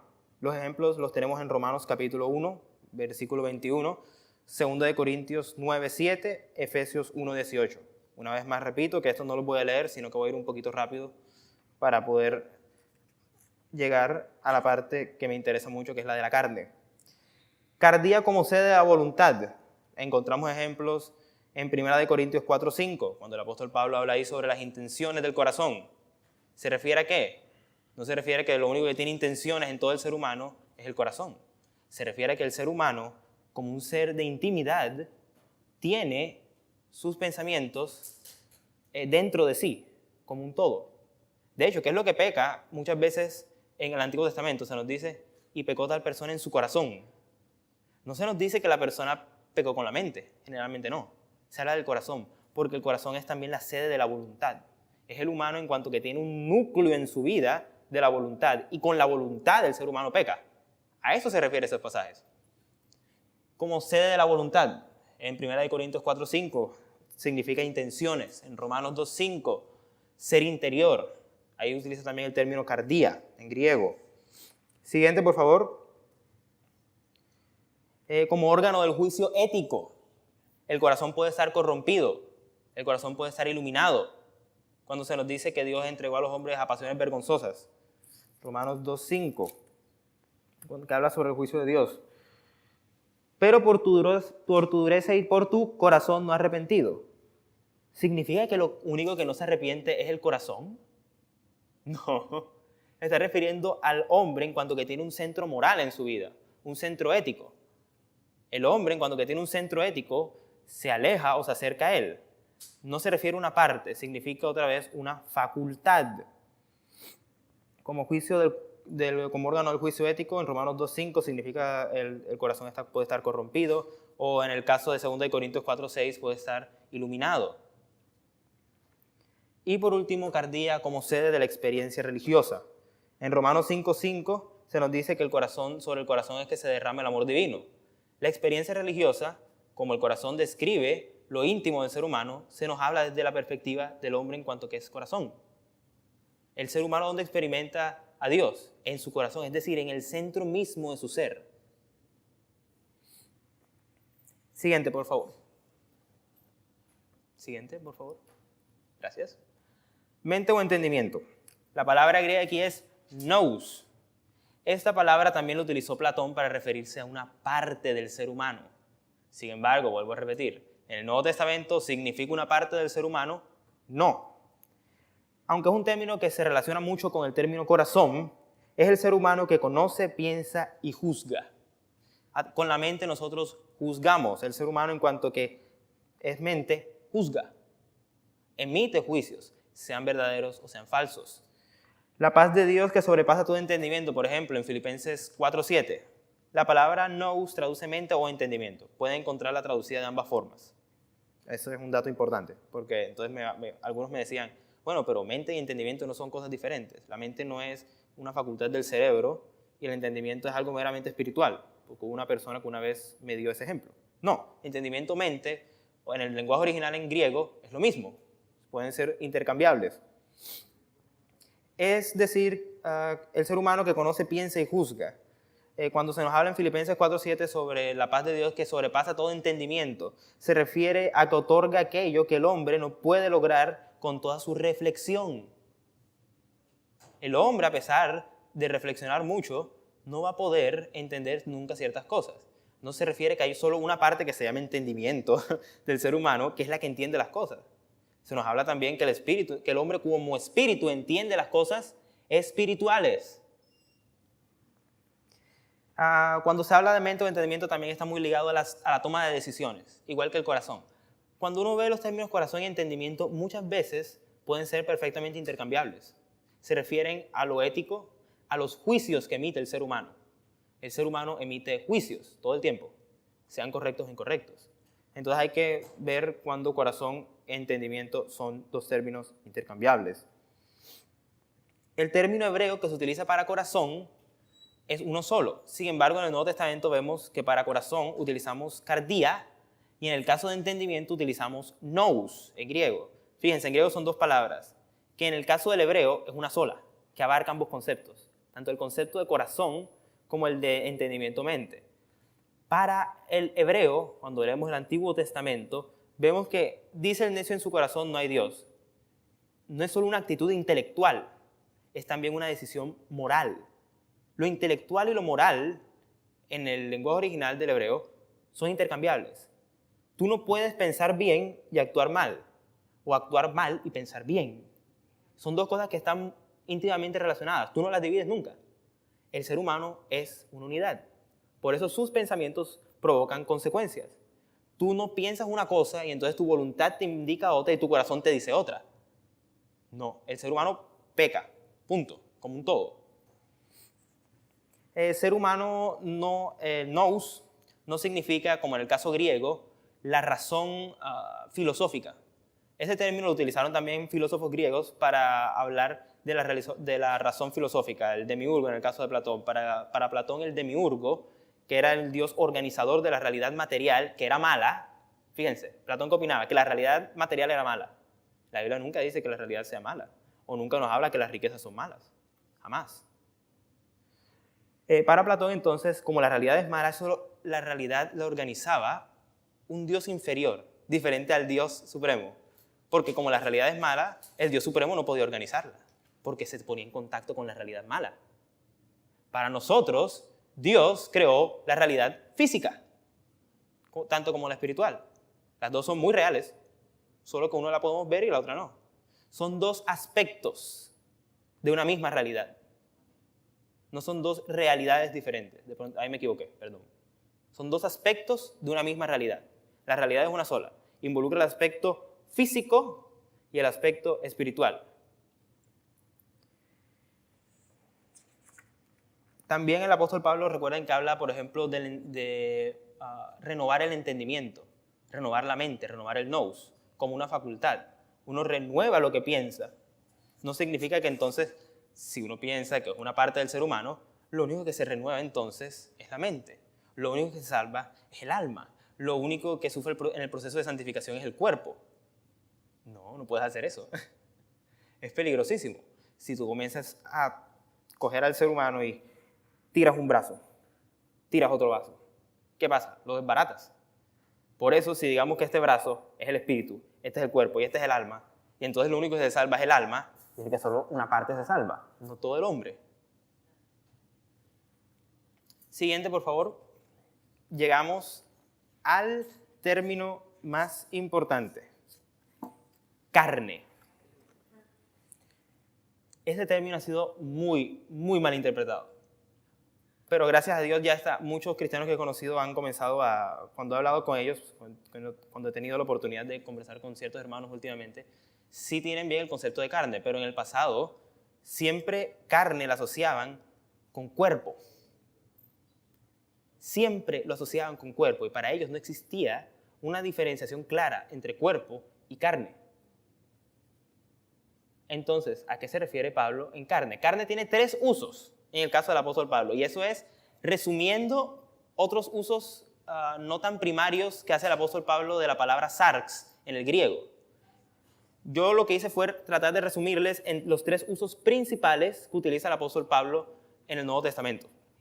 Sin embargo, cuando consulten artículos teológicos que hablen sobre la doctrina de la sarx o la doctrina de la carne en Pablo, generalmente van a ser artículos sumamente largos. Porque el término sarx, como lo utiliza Pablo, es un término muy rico, que tiene diferentes acepciones. Dependiendo del contexto, Pablo utiliza sarx en 3 sentidos. Vamos a comenzar por el sentido antropológico. El ser humano es carne. El ser humano perece. El ser humano muere. Ese es el primer sentido en que lo utiliza Pablo, en su sentido antropológico, es decir, en relación al hombre como un todo. Primer sentido, antropológico, tal cual lo vemos en la pantalla. Ser que siente, experimenta y que perece. Se refiere al ser humano en sus condiciones y aspecto externo. Espíritu era el ser humano en cuanto a su aspecto interno. Carne en cuanto a su aspecto externo. No partes, aspectos de un todo. El ser humano visto desde su interioridad con Dios es espíritu. El ser humano visto desde su exterioridad con este mundo es carne. El ser humano visto en relación al conocimiento, nous, mente.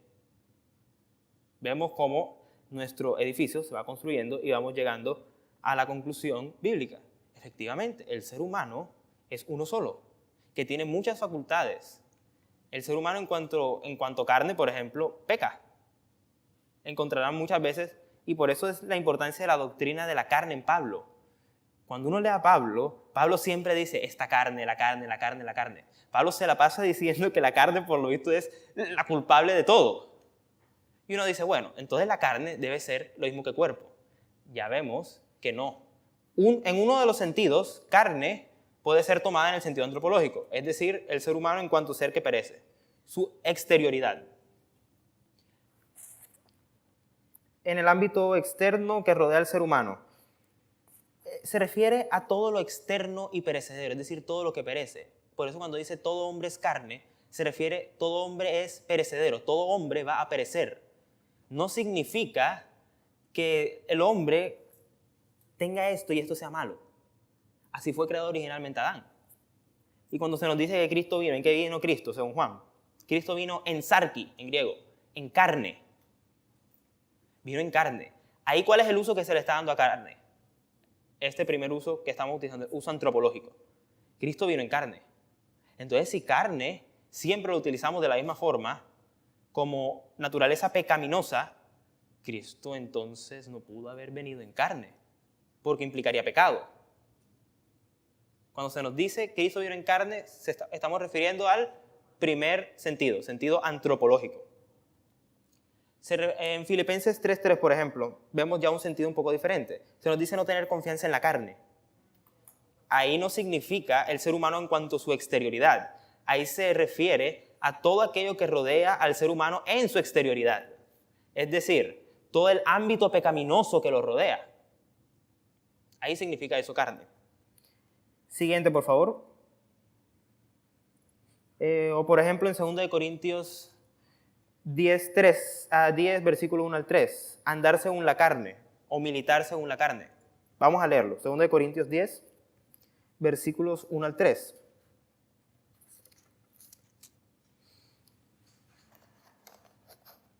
Sí, para poder entenderlo mejor hay que leer desde el 1.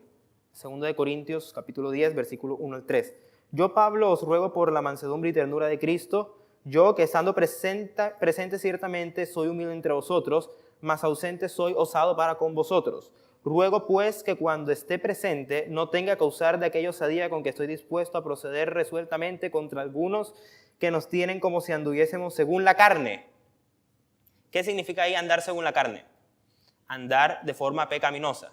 No se refiere a andar en un cuerpo. Ahí carne significa el mundo, lo que en Juan encontramos como cosmos, lo que en Juan encontramos como mundo, es el equivalente en Pablo a carne. El ámbito pecaminoso en el que el ser humano vive en el aquí y en el ahora. Eso es carne, todo es carne en cuanto que es pecaminoso, en cuanto a nuestro aspecto externo. Pero dice el apóstol Pablo, sigue aquí diciendo no militamos, aquí está, 2 Corintios 10, versículo 3. Pues, aunque andamos en la carne, no militamos según la carne. Ahí Pablo está haciendo uso de dos significados diferentes de carne. Andamos en la carne. Es una afirmación. Andamos en la carne. Es decir, andamos en un aspecto externo que va a aparecer en algún día. No militamos según la carne. Esta segunda carne ahí se interpreta como, no de forma antropológica, sino de forma ética, que es el segundo uso. No militamos según la carne significa, no militamos según todo el sistema pecaminoso que existe a nuestro alrededor. Fíjense, estoy utilizando la misma palabra en griego, de hecho, en el mismo versículo, en la misma oración del capítulo 10. Y tiene dos significados diferentes. Hay que entender bien cuándo Pablo utiliza carne en el sentido antropológico para referirse al ser humano en cuanto que es un ser que perece, y diferenciarlo bien de cuando utiliza carne en el sentido ético. Este es un buen pasaje para aprender eso. Porque si lo leemos los dos en el sentido antropológico, no tiene mucho sentido. Pues aunque andamos en la carne, es decir, en nuestro aspecto exterior, no militamos según la carne, según nuestro aspecto exterior. Un momento, pero eso sí es una contradicción. Por eso tenemos que leer bien ahí en qué sentido lo está utilizando Pablo. Ahora, eso no es simplemente un invento de uno para diferenciar dos cosas. Tú lees ese texto, ese versículo, es un contexto mayor. El contexto implica que los dos usos de carne ahí son diferentes, aunque utilicen la misma palabra. En el caso del ser humano como carne, en el sentido ético, voy a utilizar aquí dos pasajes que también, como conté antes, me citaron, y por eso siempre los pongo cuando enseño esto, para decirme que posiblemente de pronto no, el ser humano sí tiene una parte que se llama carne. ¿Qué pasa entre Romanos 8 del 8 al 9 y Gálatas 2:20? Busquemos primero Romanos 8 del 8 al 9. ¿Qué dice? Vamos a buscarlo. Romanos 8 del 8 al 9 dice. Es un capítulo que tiene por título Viviendo en el Espíritu. Romanos 8 y 9 dice. Porque los que viven según la carne no pueden agradar a Dios. Significa ese versículo que los que viven una existencia corporal, ¿viven en pecado? No. Ahí vivir según la carne, ¿qué significa? Vivir según el ámbito de la pecaminosidad. Y los que viven según la carne no pueden agradar a Dios. Mas vosotros, versículo 9 del capítulo 8, no vivís según la carne, es decir, no vivís según el presente eón malo. No vivís según el aspecto pecaminoso de esta existencia actual. Vosotros no vivís según la carne, sino según el Espíritu. Espíritu ahí con E mayúscula, es decir, según el Espíritu de Dios. ¿Que quién? Habita en nosotros.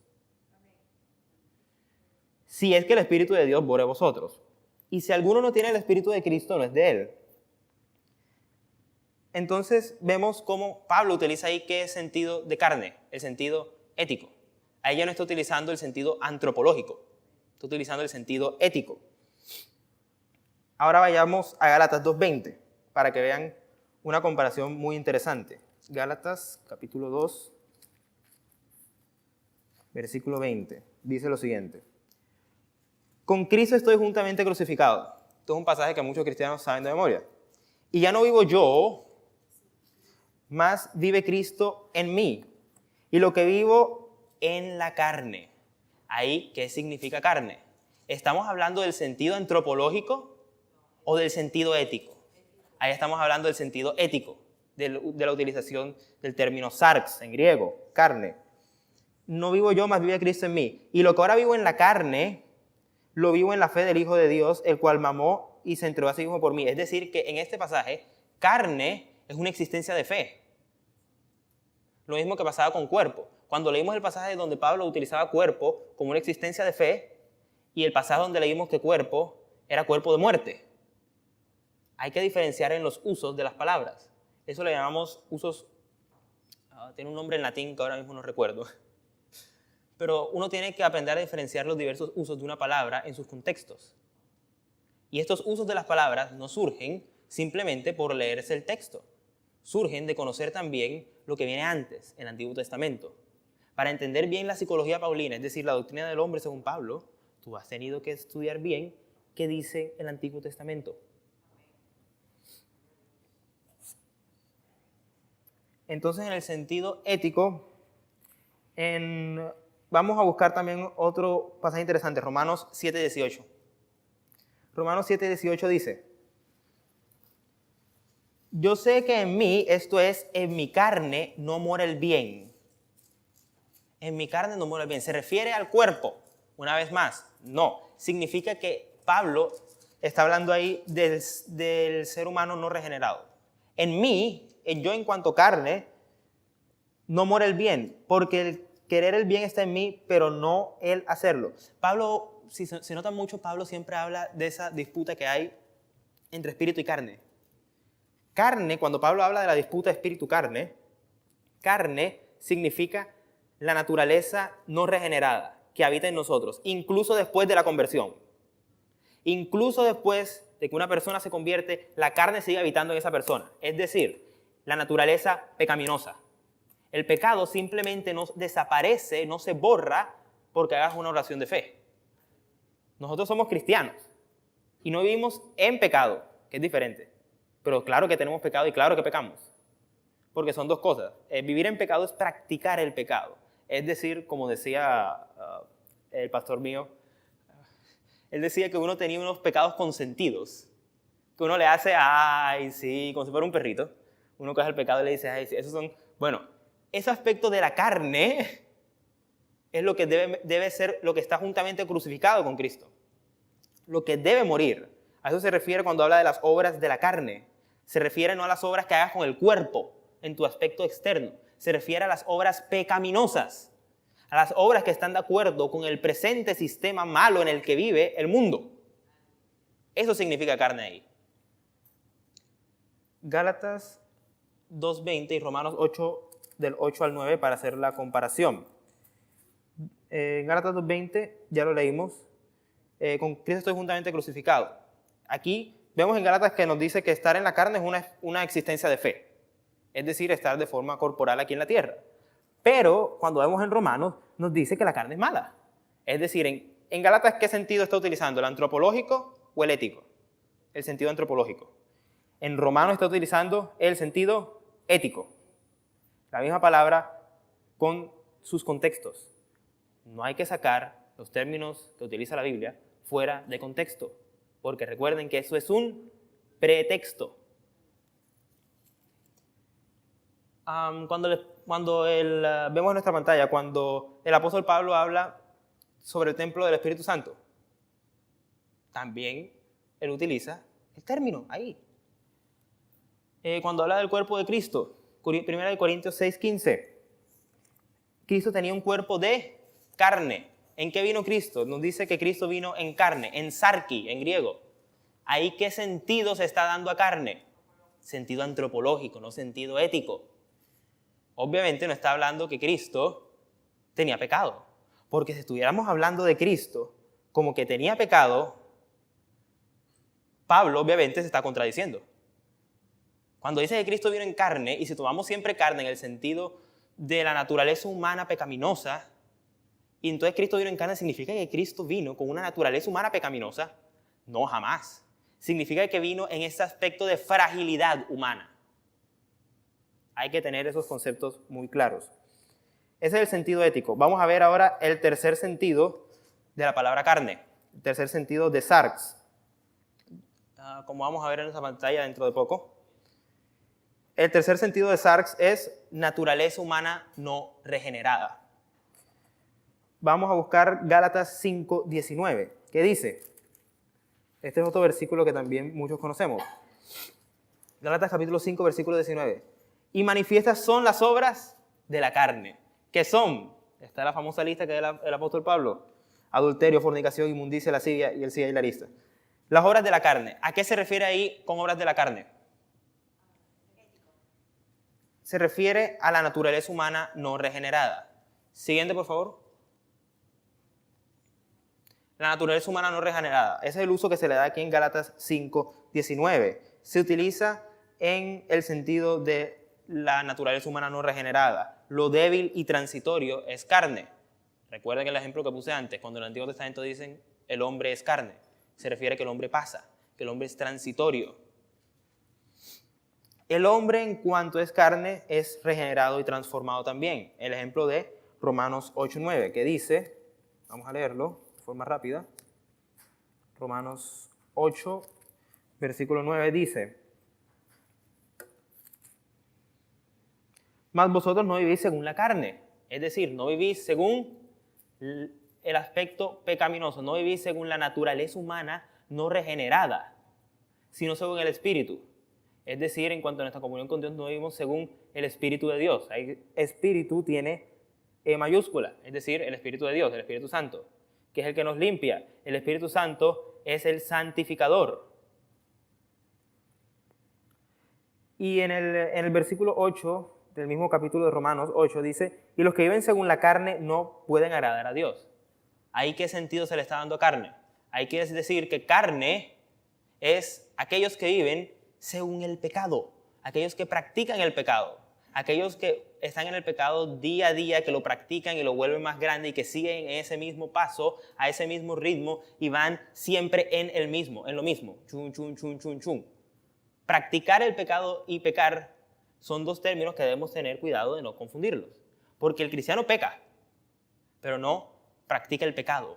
Es decir, no tiene lo que dije antes de los pecados pechichones. Tú no acaricias el pecado y lo acaricias y lo acaricias y lo acaricias. No, el cristiano, aunque peca, debe ir arrepintiéndose y debe ir avanzando. Eso es lo que significa entonces carne en su sentido de la naturaleza humana no regenerada. En 1 Corintios 2:14 hasta el capítulo 3:3, les recomiendo leer esa porción de 1 Corintios para entender mejor en este aspecto. No voy a leerla acá. Pablo describe tres clases de personas. Él habla del ser humano psíquicos, es decir, ser humano natural. Capítulo 2, versículo 14 de 1 Corintios. Nos habla del ser humano carnal, sarquicos.